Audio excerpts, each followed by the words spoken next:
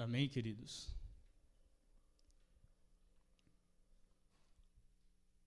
O nosso Deus reina, continua reinando.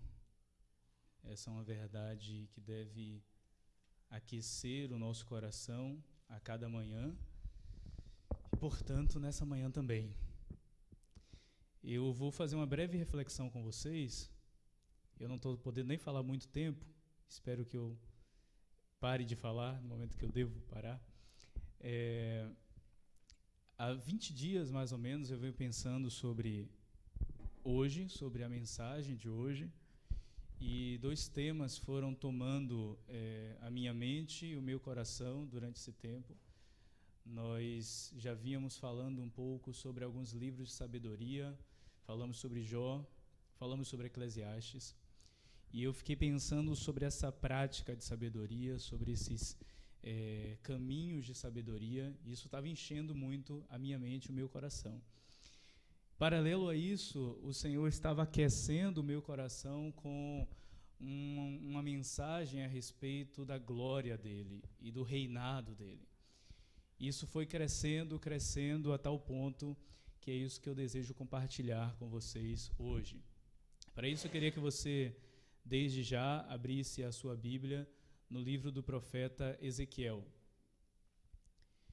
E a partir de algumas verdades contidas e reveladas no livro de Ezequiel, nós vamos buscar permitir que o Espírito vá nos revelando e nos conduzindo aonde Ele deseja nessa manhã. Então, você aí onde você está, abra a sua Bíblia em Ezequiel, no capítulo 1, e nós vamos ler aqui o primeiro versículo, e a partir daí nós vamos entender um pouco o que está acontecendo aqui nesse cenário. Ezequiel capítulo 1, versículo 1, diz assim: Ora, sucedeu no 30º ano, no 4º mês, no 5º dia do mês, enquanto eu estava entre os cativos, junto ao rio Quebar, que os céus se abriram e eu tive visões de Deus. Presta atenção nisso. Ora, sucedeu no 30º ano, no 4º mês, no 5º dia do mês, enquanto eu estava entre os cativos, junto ao rio Quebar, que os céus se abriram e eu tive visões de Deus. Então, esse texto é conhecido até por nós, é a primeira visão do profeta Ezequiel, às margens do rio Quebar. O livro de Ezequiel é composto por 3 visões que o profeta tem. Essas 3 visões são de extrema importância para que a gente compreenda a mensagem que Deus estava passando para o povo e para nós através da vida do profeta Ezequiel. Mas esse primeiro versículo, ele traz uma introdução muito reveladora. E essa introdução pode trazer para nós alguns elementos importantes para compreendermos verdades e necessidades para esse tempo. Quando nós lemos esse texto, o contexto está sendo apresentado para nós. Então, Ezequiel está falando sobre um momento específico na sua própria história e na história do povo de Israel, em que ele estava cativo. Essa informação é muito importante para nós. Então, o que a gente tem que entender aqui é que a gente está falando de um tempo de cativeiro babilônico. Então, o que está acontecendo aqui? O cativeiro babilônico aconteceu em 3 fases. Você tem uma primeira fase, onde um grupo de pessoas é levado para a Babilônia, e nesse grupo estava Daniel. Você tem uma segunda fase, e nessa segunda fase estava Ezequiel, e você tem uma terceira fase, onde Jerusalém é finalmente destruída. Então, Ezequiel participa dessa segunda fase, dessa trágica segunda fase, onde pessoas estão sendo levadas de Judá para Babilônia. Ele está no meio do cativeiro. Qual que é o cenário do que está acontecendo aqui? O que está acontecendo aqui é que Israel, Judá, tem desviado o coração do Senhor. Então nós estamos num momento profundamente trágico da história de Israel, profundamente triste da história de Israel. É nesse momento, paralelo a ele, que estão sendo feitas as lamentações de Jeremias. É nesse momento que estão sendo feitas as pregações de Jeremias.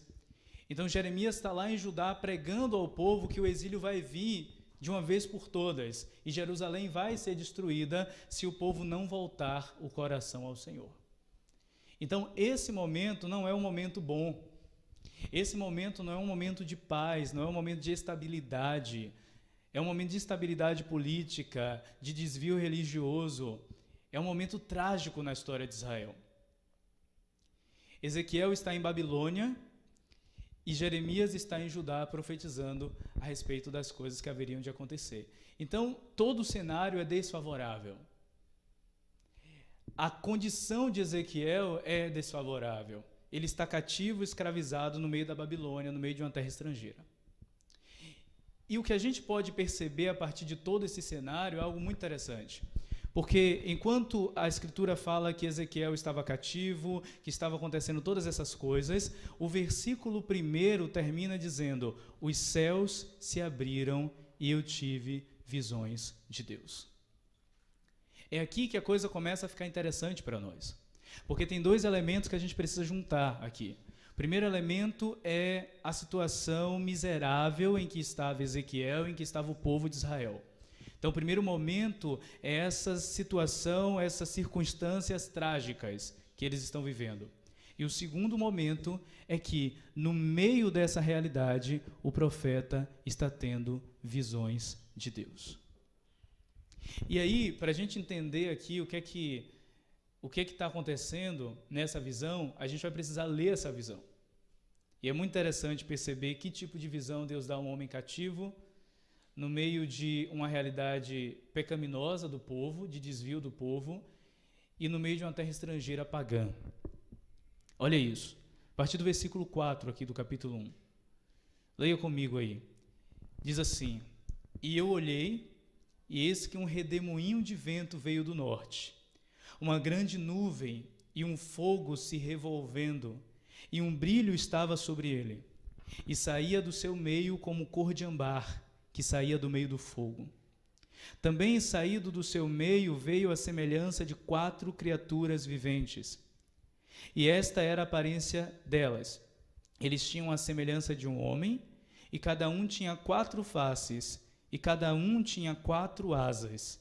E os seus pés eram pés retos, e a sola dos seus pés era como a sola do pé de um bezerro, e eles cintilavam como a cor de bronze polido.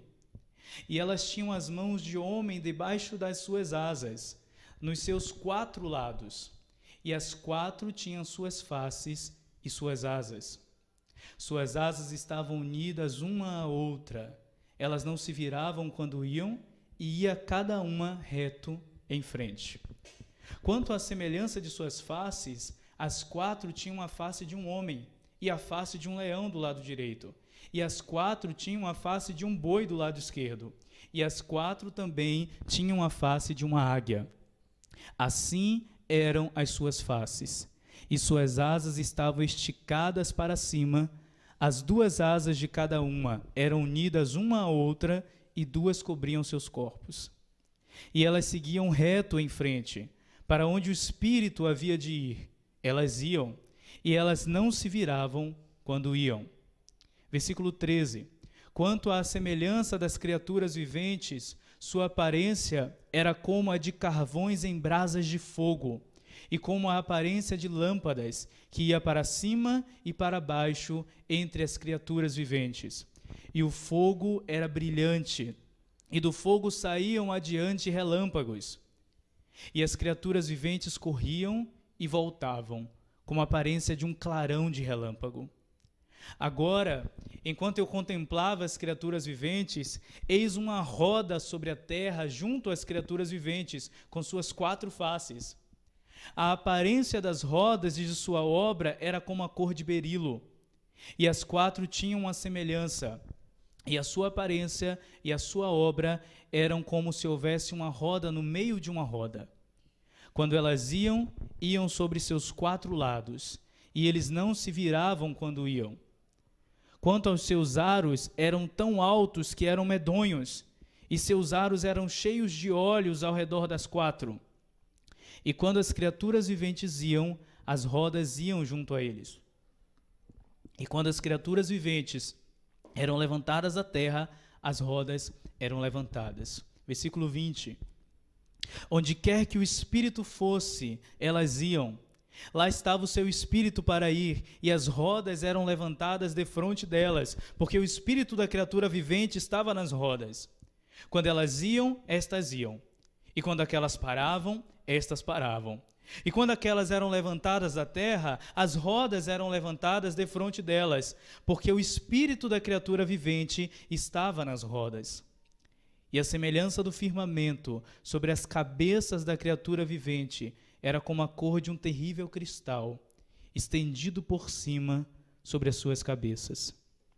E debaixo do firmamento estavam as suas asas retas, uma em direção à outra. Cada uma tinha duas que lhe cobriam deste lado, e cada uma tinha duas que cobriam daquele lado os seus corpos. Versículo 24. E, enquanto elas iam, eu ouvi o barulho das suas asas, como o barulho de grandes águas, como a voz do Todo-Poderoso, uma voz de discurso, como o barulho de um exército.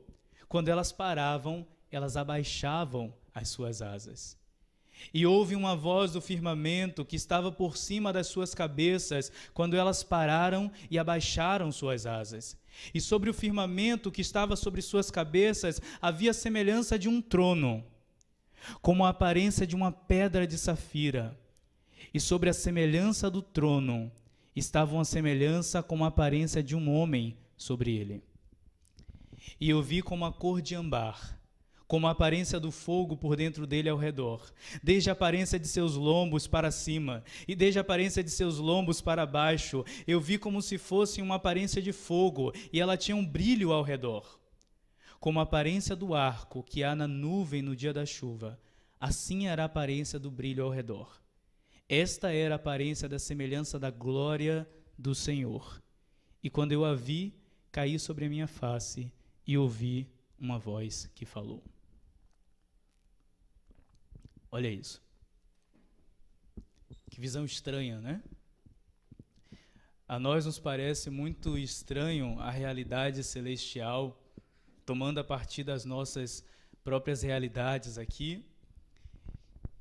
O que acontece aqui, a gente vai ver um pouquinho dessa visão, é que Ezequiel está vendo Deus no meio da Babilônia. Ezequiel está cativo na Babilônia e tudo que ele imaginava ver era qualquer outra coisa, menos aquilo que ele realmente viu. É surpreendente para Ezequiel o fato de que no meio do cativeiro, quando tudo está dando errado, no meio do exílio, quando ele está cativo e escravizado, ele tem uma visão de Deus. E essa visão de Deus é de um trono glorioso, majestoso, no meio de Babilônia. Olha que coisa surpreendente.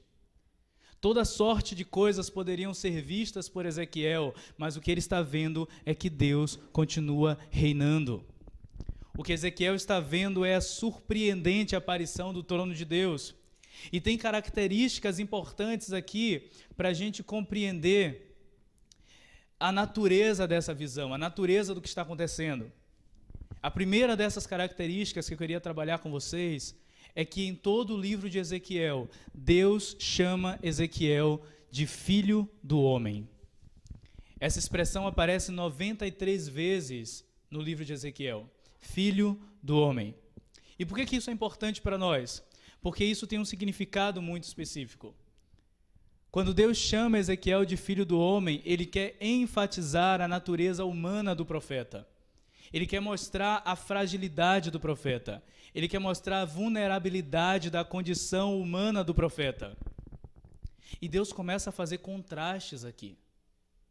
Porque enquanto Ezequiel podia estar elaborando de que forma Judá sairia daquela situação fatídica, enquanto Ezequiel podia estar elaborando de que maneira ele poderia cooperar com aquilo que Deus poderia fazer no meio de uma terra estrangeira, na verdade o que Deus está dizendo para Ezequiel é que ele não deveria confiar em nenhum tipo de capacidade ou força que ele mesmo teria no meio daquela situação.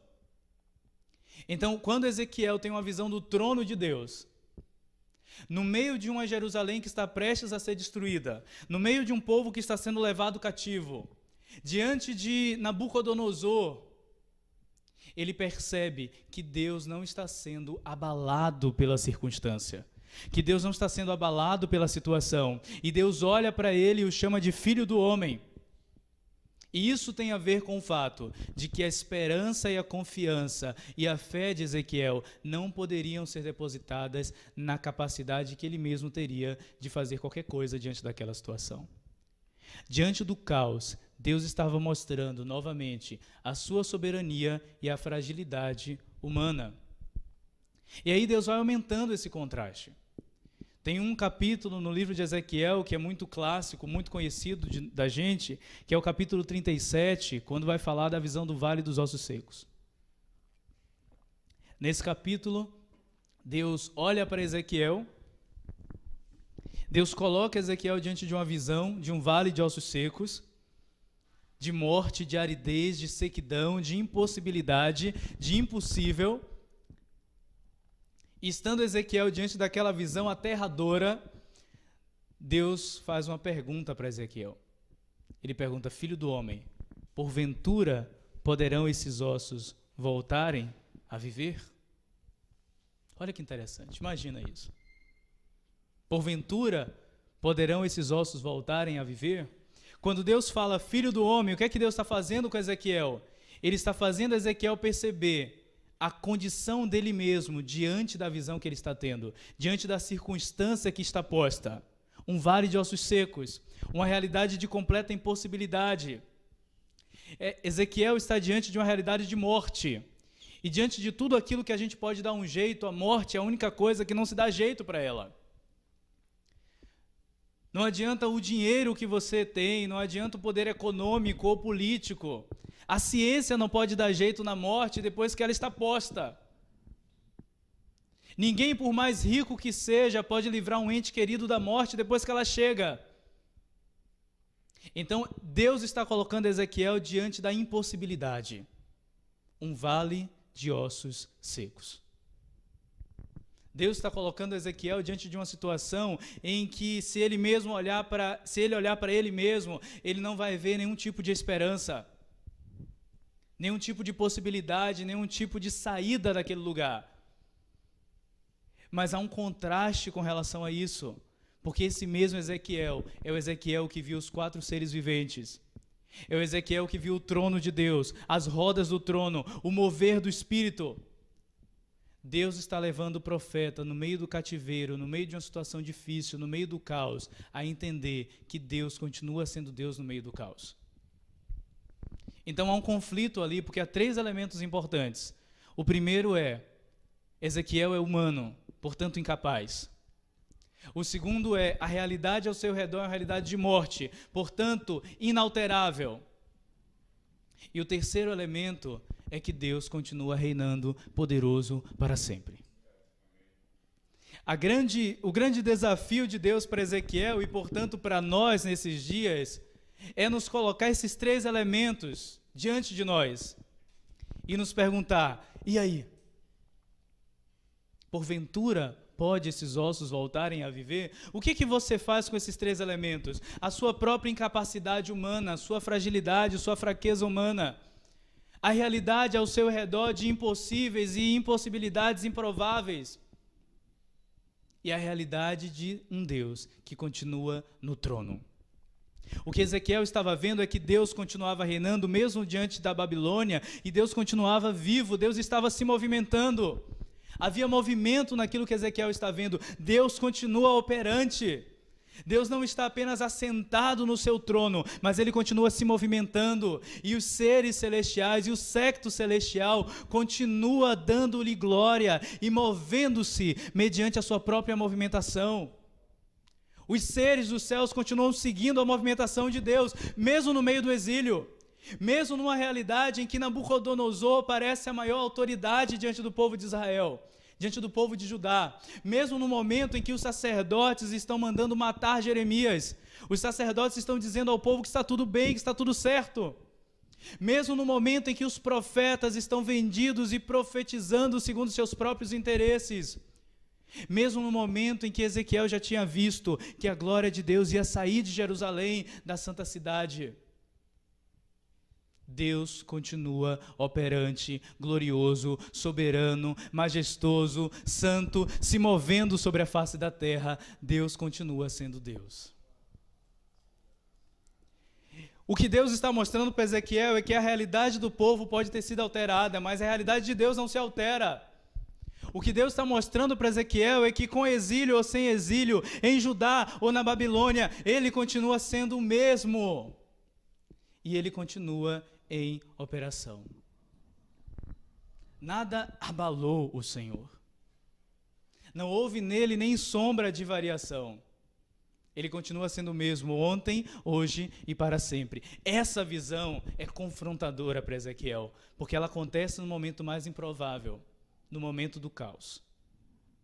E é interessante a gente pensar sobre isso, porque a nossa perspectiva sobre o caos pode diferir muito da perspectiva de Deus sobre o caos. Porque quando nós olhamos para o caos, ou quando estamos no caos, o nosso sentimento interior é de fim,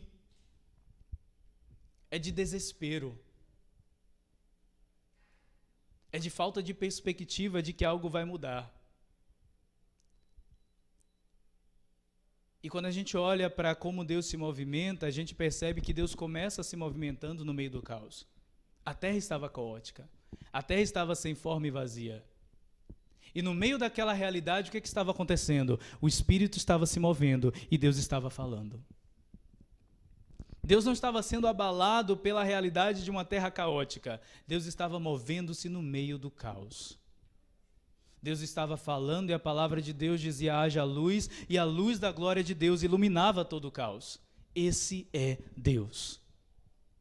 Então eu percebo com isso que o caos é uma oportunidade brilhante de nós termos um encontro verdadeiro com a glória de Deus. As realidades de tragédia, as circunstâncias difíceis, os ambientes de impossibilidades são os melhores cenários para que Deus revele a sua glória e a sua majestade. Porque diante desses cenários nós enxergamos com mais vivacidade a nossa própria situação e a própria condição de Deus, a própria natureza de Deus.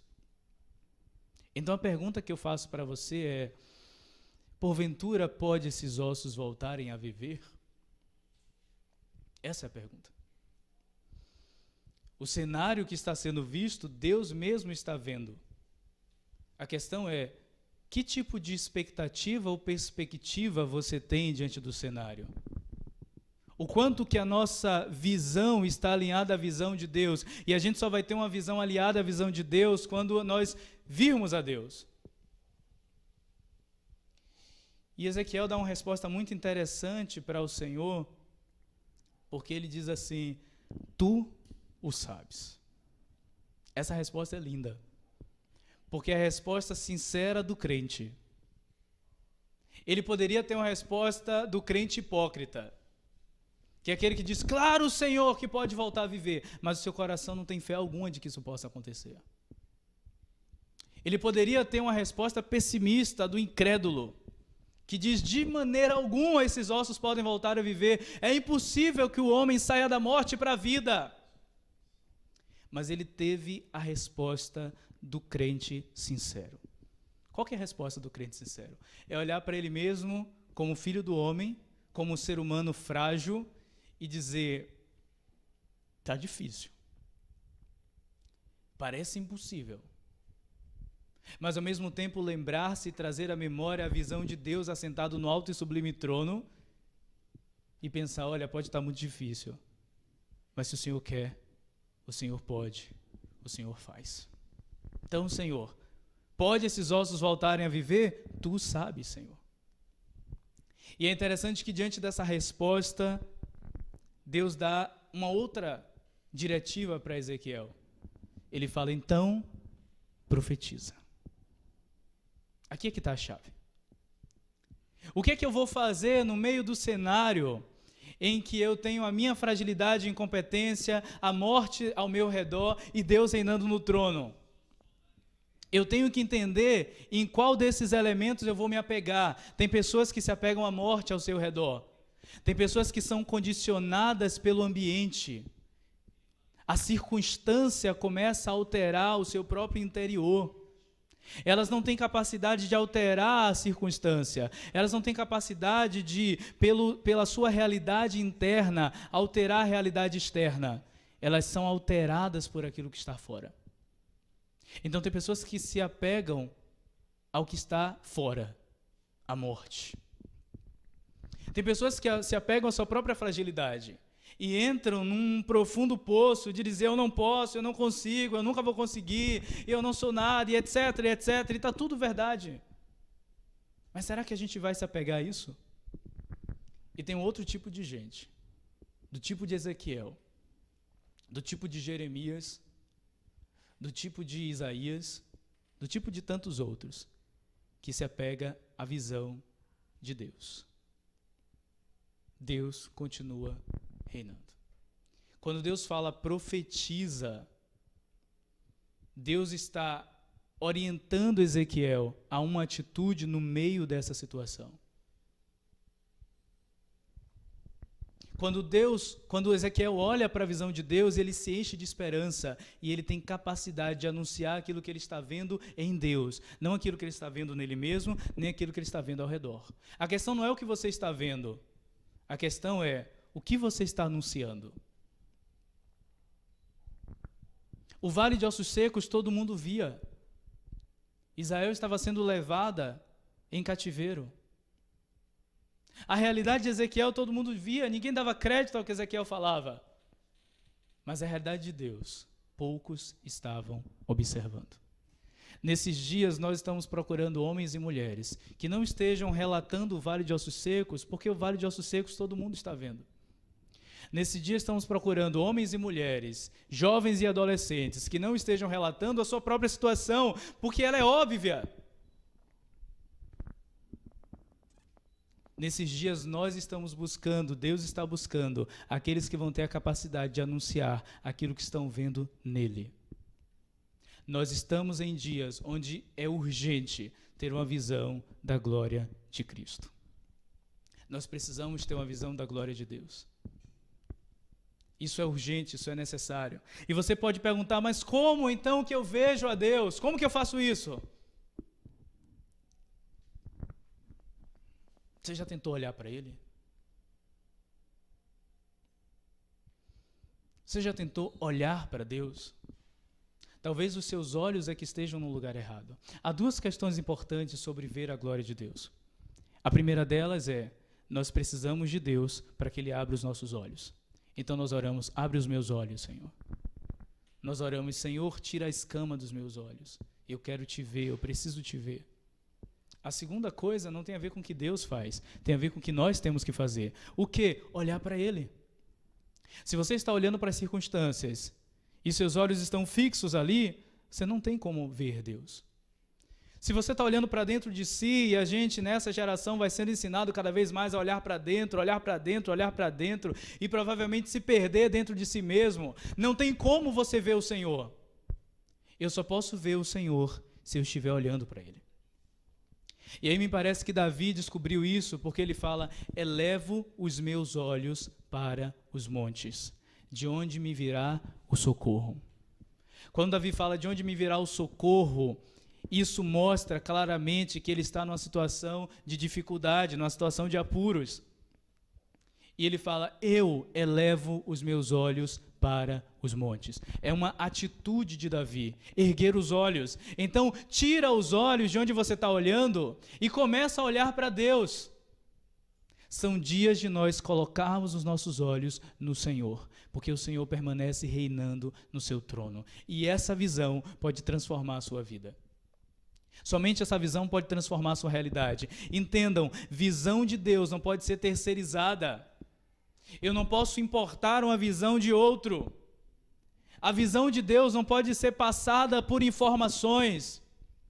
A visão de Deus é uma experiência pessoal. Ou você vê a glória de Deus, ou você não vê a glória de Deus. E se você vê a glória de Deus, está tudo feito. Está tudo certo. Porque essa é a pedra fundamental. A sua perspectiva vai se basear nessa visão. E, portanto, a sua atitude vai ser operada a partir daquilo que você está vendo, a partir daquilo que você está esperando. Agora, se nós não temos uma visão de Deus, nada feito. Vejam, no meio de uma situação caótica como o exílio babilônico, a coisa que mais nos importa aqui é que Deus está reinando soberano. A gente olha para o livro de Ezequiel e a gente poderia ver tanta coisa, e na verdade Ezequiel fala sobre a história trágica do povo de Israel, de desobediência e etc. Mas o foco, aquilo que é colocado no início, é que Deus continua reinando. E isso é colocado no primeiro capítulo, porque se você não vê isso de cara, todo o resto não vai acontecer. Nós precisamos parar e ter um encontro com a glória de Deus. E aí é interessante porque Deus fala para Ezequiel, profetiza, anuncia aquilo que você viu em mim, porque se Deus está reinando no trono, ossos podem voltar a viver, e Ezequiel profetiza. Quando Ezequiel profetiza, a movimentação de Deus começa a chegar. Entendam, queridos, quando Ezequiel começa a se movimentar com base em como Deus está se movimentando, quando Ezequiel começa a falar com base naquilo que Deus está falando e fazendo, a realidade de morte começa a ser alterada. Os 4 seres viventes estão se movendo segundo Deus. Os seres celestiais estão se movendo segundo Deus. A criação está em harmonia segundo Deus. Só faltava o profeta. E de repente ele tem a visão de tudo isso e ele entra naquilo que Deus está fazendo. E aí os ventos começam a soprar, o Espírito de Deus começa a movimentar e a realidade do impossível começa a ser alterada. Deus está buscando pessoas para serem levantadas nesses dias, não com a visão da morte ou com a visão da condição humana, mas com a visão do trono de Deus, que sejam capazes de anunciar aquilo que Deus está fazendo e transformar a realidade de caos numa realidade de ordem. Transformar a realidade de morte numa realidade de vida. Então a minha pergunta para você é, para onde você está olhando? O que você está vendo? É isso que a gente precisa pensar. Tem mais algumas coisas que eu queria compartilhar com vocês,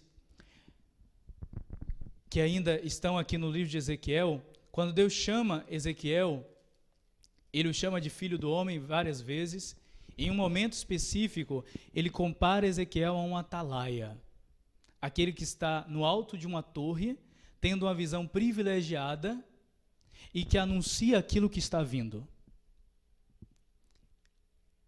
O atalaia não anuncia aquilo que está posto. O atalaia anuncia aquilo que está vindo.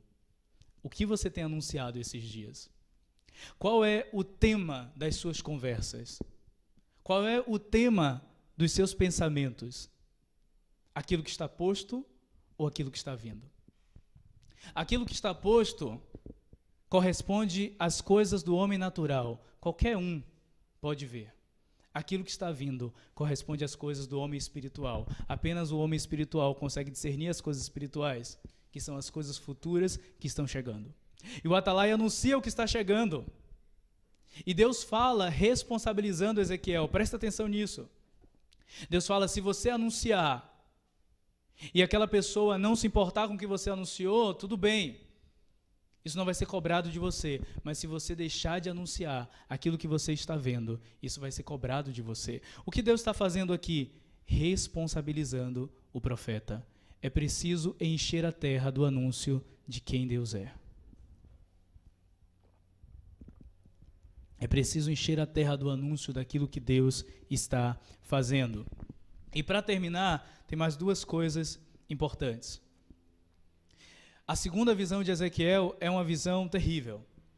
Enquanto no começo Ezequiel está vendo Deus no seu alto trono, a segunda visão de Ezequiel é a glória de Deus indo embora da cidade santa. Ou seja, Deus está anunciando para Ezequiel, no meio de uma situação trágica, Deus diz para ele, olha, vai piorar. Está tudo dando errado. Deus olha para Ezequiel e fala, vai piorar.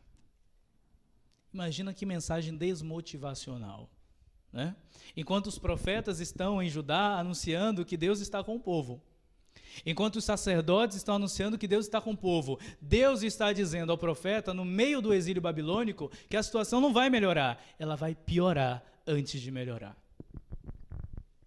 Só que o profeta que recebe essa visão de que a situação vai piorar é o profeta que antes viu que Deus continua reinando.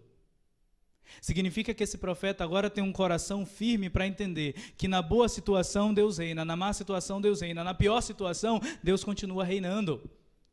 Então agora, ainda que ele seja acometido de profunda tristeza, ele não é abalado na sua própria fé, porque ele teve uma visão do trono de Deus. Entenda uma coisa, tudo pode piorar. A questão é, você está pronto para isso?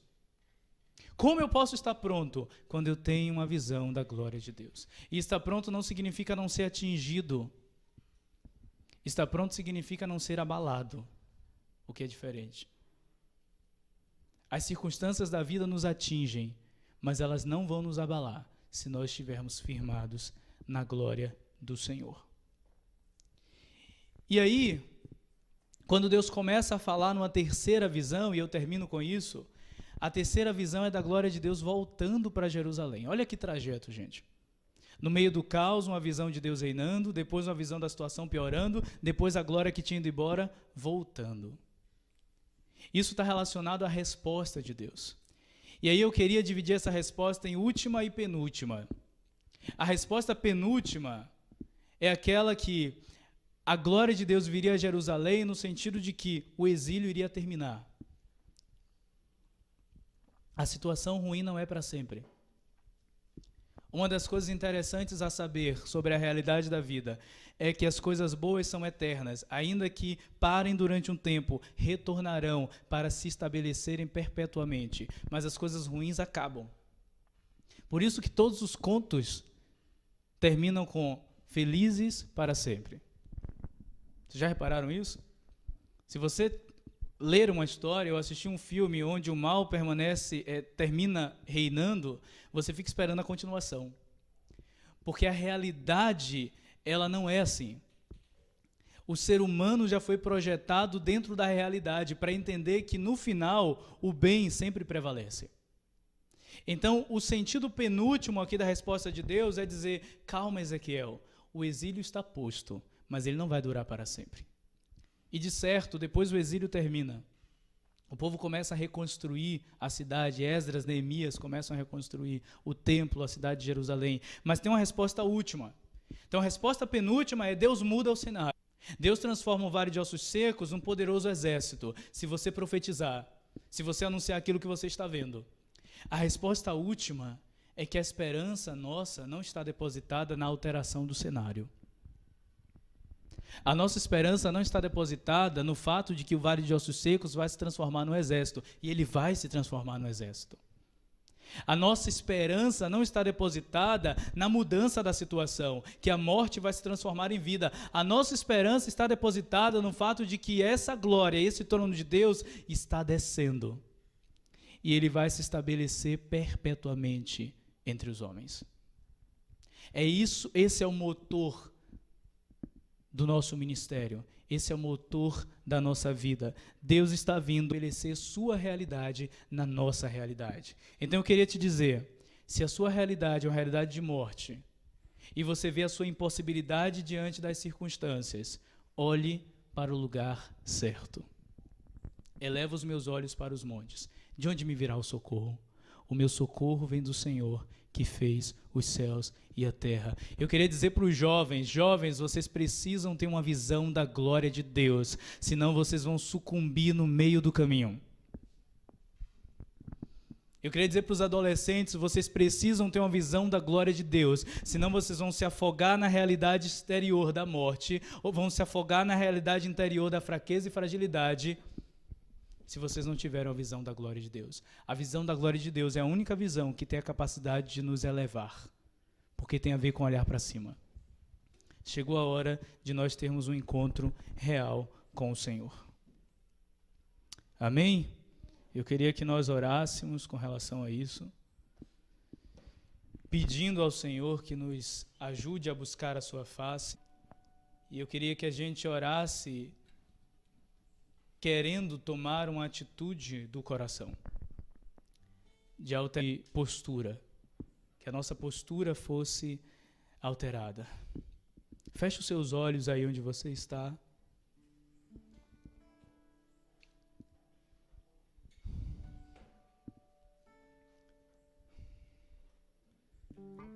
Feche seus olhos, nós vamos orar.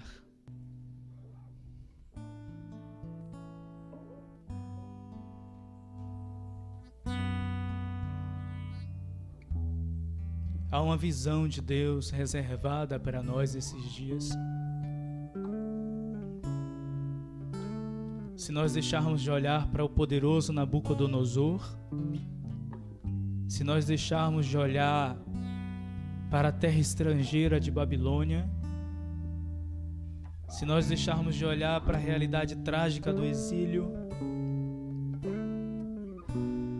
se nós deixarmos de olhar para a institucional religiosa, deixarmos de fixar os nossos olhos nisso, não deixarmos de ver, deixarmos de fixar os nossos olhos nessas coisas e buscarmos colocar com atitude do coração, com atitude interior, colocar os nossos olhos nele. Há um trono no céu. Há seres celestiais movendo-se. Há um homem assentado no trono. Ele reina. Não é um futuro, é o presente, é a realidade hoje. Ele está reinando, Ele está se movimentando, o seu Espírito se move sobre a terra, a fim de transformar vales de ossos secos em exércitos poderosos, no meio de Babilônia, no meio do exílio, no meio da tragédia, no meio do caos. Seja cheio da visão da glória de Deus. Que os seus olhos sejam abertos, igreja, que os seus olhos sejam iluminados, para que nós possamos ver a profundidade, a beleza, a majestade, o poderio da glória de Deus em Cristo. Ele é o Messias de Deus, Ele é o Cristo, Ele é o ungido de Deus, Ele reina, Ele reina. Do Senhor é a terra e a sua plenitude, o mundo e o que neles habitam. Ele continua se movendo. Há relâmpagos, há raios, há trovões. O trono de Deus não, ele tem rodas. O trono de Deus está se movimentando. Deus não está preso a uma realidade para reinar sobre ela. O Senhor habita no meio dos louvores. Nós engrandecemos ao Senhor mesmo no meio do caos. Nós damos louvores ao Senhor mesmo no meio da morte. Nós profetizamos: vem dos quatro ventos, Espírito, sobre essa nação, sobre essa cidade, sobre a nossa família, sobre os nossos corpos. Vem dos quatro ventos, ó Espírito, e altera a realidade e traz vida. O nosso coração não estará ancorado nas circunstâncias. O nosso coração não vai se basear na morte, no vale de ossos secos, na impossibilidade, na seca, na aridez espiritual. O nosso coração não vai se ancorar na crise política, na crise sanitária, na crise econômica. O nosso vai buscar respostas na nossa capacidade, na nossa força, no nosso poder. O nosso coração não vai olhar para dentro e se perder dentro de nós mesmos. Nós olhamos para o alto, nós elevamos os nossos olhos para os montes, de onde nos virá o socorro. O nosso socorro vem, está vindo, está chegando. O nosso socorro vem do Senhor, que fez os céus e a terra, que domina sobre céus e terra. O nosso Deus reina. Seja cheio da visão da glória de Deus nesses dias. Que o Espírito altere a sua perspectiva nesses dias. Que o Espírito te levante como uma movimentação profética, para que a gente possa antecipar aquilo que está vindo, aquilo que está chegando. O Senhor continua reinando e o Senhor está se movendo. O Senhor está fazendo. O Senhor não está em isolamento. O Senhor não está preso dentro de casa.